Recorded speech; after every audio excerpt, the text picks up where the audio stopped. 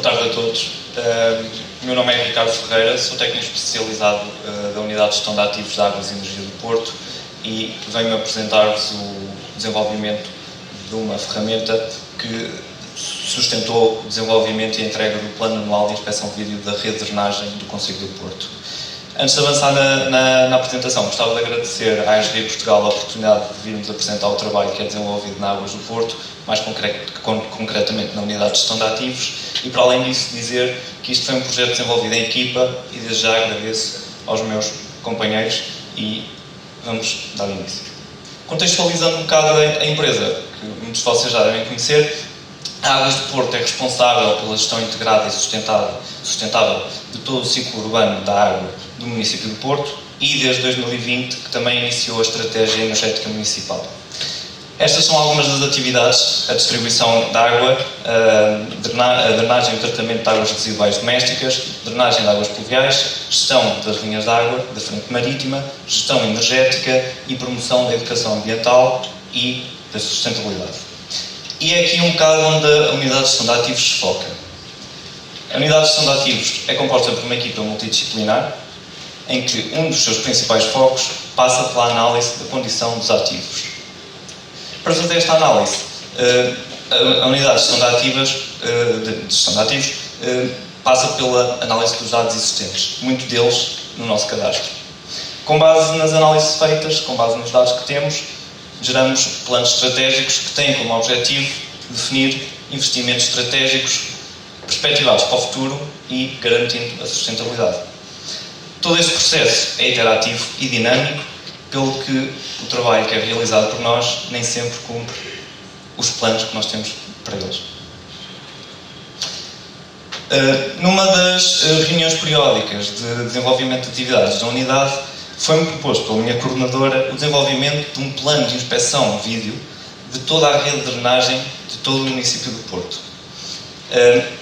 Esse plano foi apenas idealizado para troços de coletores que ainda não tinham sofrido inspeções de vídeo. Isto corresponde a sensivelmente cerca de 1100 km de rede. Ok, lançado o desafio, pus-me a pensar: o que é que eu tenho e posso usar para utilizar neste plano, na execução deste plano? Eu sabia que nós tínhamos um histórico das inspeções de vídeo dos últimos 5 anos e que, para além disso, toda essa informação era armazenada numa feature class e estava presente no nosso cadastro.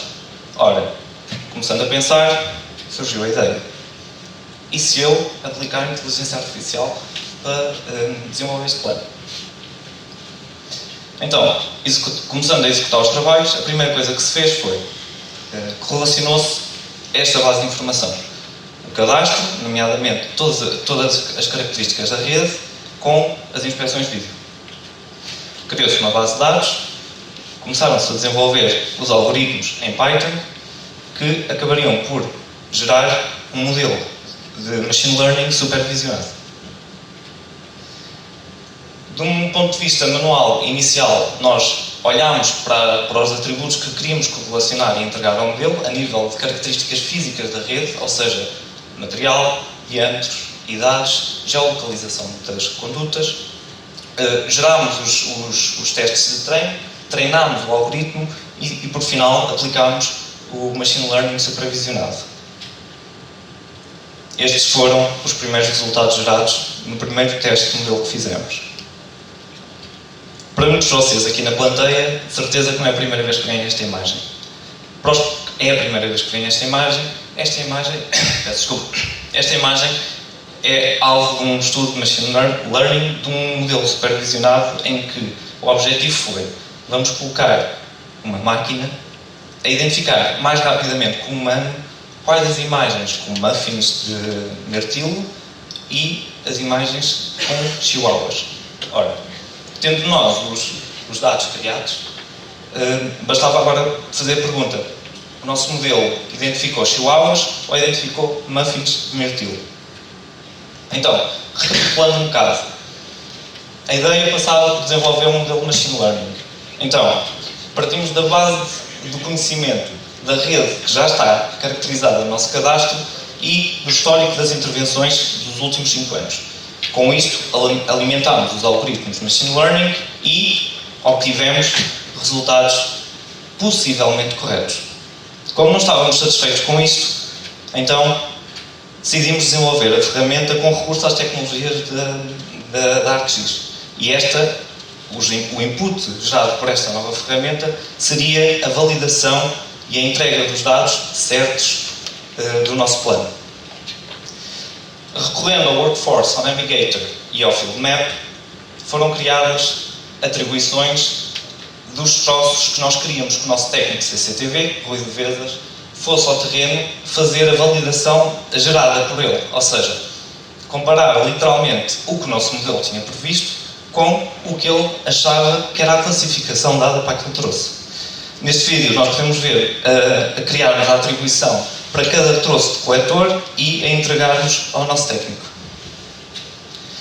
Utilizando o ArcGIS Survey 123, foi desenvolvido um inquérito e criado um atributo de relacionamento entre o modelo e o que já existia no nosso cadastro.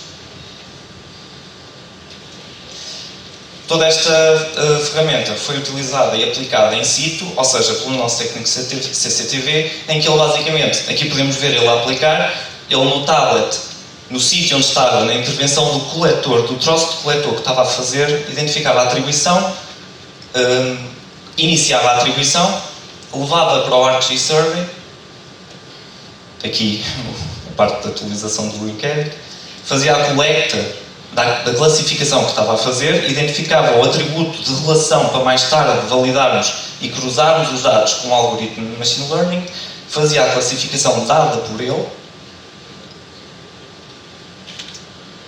identificava se havia erros ou não de cadastros também, enviava e anexava a atribuição, voltando ao Workforce, e terminava a tarefa daquele troço que estava a ser analisado, passando para outro.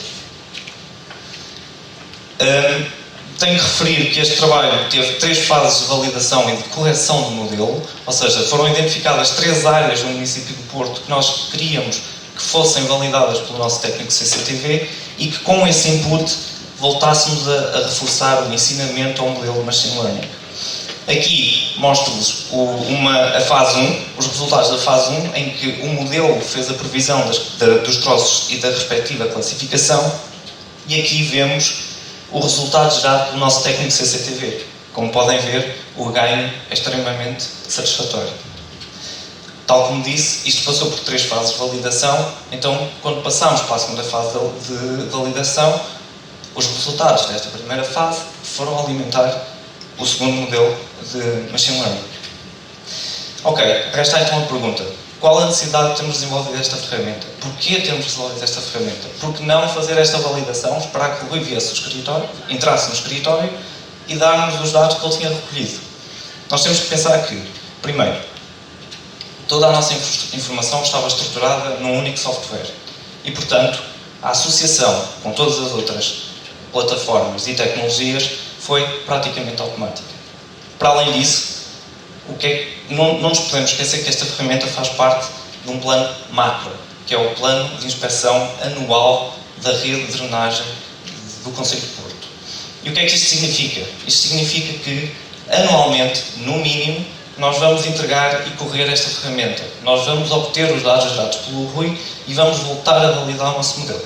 Por isso, vamos ter o contributo da analítica da inteligência artificial e os benefícios diretos que vão, de certeza, levar-nos a ter concentração de investimentos e priorizar onde investir, neste caso, onde conduzir os recursos das águas de energia do Porto a atuarem.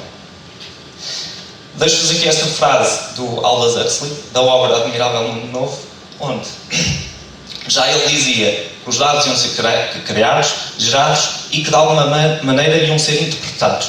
Por isso, se pensarem bem, nós todos já temos plataformas onde a recolha de dados é instantânea e a aplicação deles é direta, como por exemplo a saúde.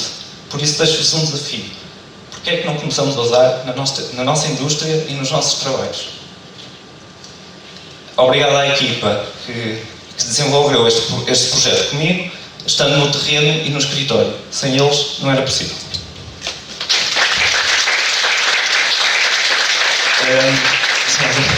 Pronto. As Águas de Energia do Porto pretendem continuar numa parceria direta com a SRI, a desenvolver melhoria de processamentos e novas ferramentas. Estou disponível para as vossas perguntas e se me quiserem contactar para saberem um bocado mais deste processo, estou disponível. Obrigado.